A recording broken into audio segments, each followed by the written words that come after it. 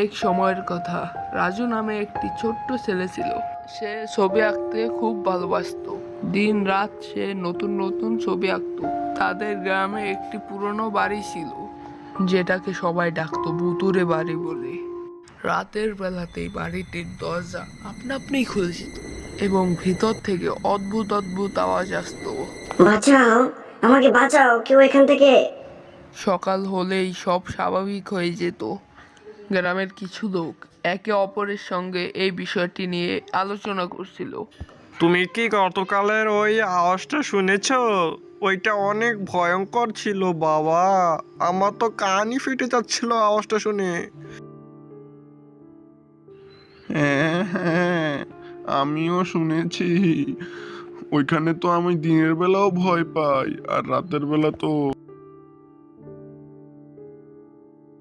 যাই হোক, আমি শুনেছি ওইখানে নাকি একটা পেন্টার থাকতো আগে। তাদের এই কথাগুলো রাজু পেছন থেকে শুনে ফেলে এবং ও মনে মনে চিন্তা করছিল আজ রাতে ও ওইখানে যাবে। যেমন কথা তেমন কাজ। রাজু ঠিক রাতে ওইখানে চলে আসে।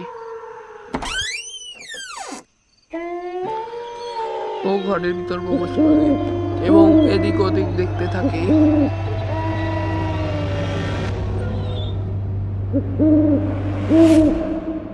এখানে তো ঘুটঘুটে অন্ধকার, আমি কিছুই দেখতে পাচ্ছি না, কি যে করি। আ